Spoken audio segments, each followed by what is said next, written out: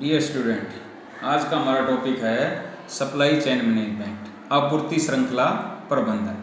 आपूर्ति श्रृंखला प्रबंधन और उसके कार्य। तो आपूर्ति श्रृंखला प्रबंधन है वो दुकान में बेचे गए एवं संगठनों में प्रयोग के लिए क्रय की गई उत्पाद विनिर्माताओं व वस्तु आपूर्तिकर्ता, थोक तथा फुटकर विक्रेताओं के मध्य आपसी संबंध होते हैं, जो अपने अवसंरचनात्मक विशेषताओं की वजह से परस्पर एक साथ एक दूसरे से जुड़े होते हैं और इस सहयोगी व्यापारिक साझेदारी के ताने बाने के ऊपर ऐसे संगठनों का असर होता है जो कि सेवाएं उपलब्ध कराते हैं, जो कि सेवाएं के इस्तेमाल में आने वाली मशीनरी, उत्पादों के लिए विज्ञापन व संवर्धन आदि जो उपलब्ध कराते हैं। इस प्रकार सामानों और सेवाओं का उत्पादन बहुत से संगठनों के प्रयासों का प्रतिफल होता है, जो कि व्यापारिक संगठनों का ताना बाना और सहयोग होता है, जिसे आपूर्ति श्रृंखला प्रबंधन के नाम से जाना जाता है। और इसमें श्रृंखला शब्द है वो इसलिए इस्तेमाल किया गया है क्योंकि उत्पाद को अंतिम रूप देने में और उपभोक्ता तक पहुंचाने में बहुत सारे चरणों से वस्तु को गुजरना होता है, तो इसलिए इसको आपूर्ति श्रृंखला कहा गया है।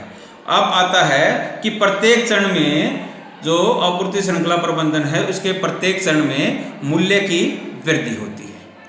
तो ये है श्रृंखला सप्लाई चेन मैनेजमेंट। अब आता है आपूर्ति श्रृंखला प्रबंधन के कार्य क्या क्या होते हैं। उसमें फर्स्ट क्या है कि सामग्री की आपूर्तिकर्ताओं का पता लगाना, जो रॉ मटेरियल है वो कहाँ से अवेलेबल किया जा सकता है, इस चीज़ का पता लगाना। फिर सेकंड आता है आवश्यक मशीनरी का प्रबंध करना कि प्रोडक्शन के लिए कौन कौन सी मशीनरी है उसकी आवश्यकता है, उसका प्रबंध किया जाता है। फिर इसके बाद आता है थर्ड स्वीकार्य मूल्य तय करना कि मार्केट में प्रोडक्ट की क्या कीमत रखनी है, वो भी आपूर्ति श्रृंखला प्रबंधन के अंतर्गत ही कीमत है वो तय की जाती है। उसके बाद आता है विश्वसनीय स्फूर्तगी। फिर आता है आवश्यक स्टाफ की नियुक्ति कि कोई भी व्यापारिक संगठन है उसमें सुचारू रूप से कार्य करने के लिए कितने स्टाफ की आवश्यकता होती है। फिर आता है स्टाफ को आधुनिक उत्पाद प्रक्रिया के लिए प्रशिक्षण देना कि किसी कार्य के लिए कर्मचारी को प्रशिक्षण, कौन कौन से कर्मचारी हैं जिनको प्रशिक्षण की आवश्यकता है, ये कार्य भी आपूर्ति श्रृंखला प्रबंधन के अंतर्गत किया जाता है। फिर आता है जो संभावित ग्राहकों का पता लगाना कि कौन सी मार्केट है वो प्रोडक्ट के लिए बिल्कुल सूटेबल होती है, तो संभावित ग्राहक हैं वो कहाँ पर प्रोडक्ट के हैं, ये सभी पता लगाना भी आपूर्ति श्रृंखला प्रबंधन के अंतर्गत कार्य में शामिल किए जाते हैं।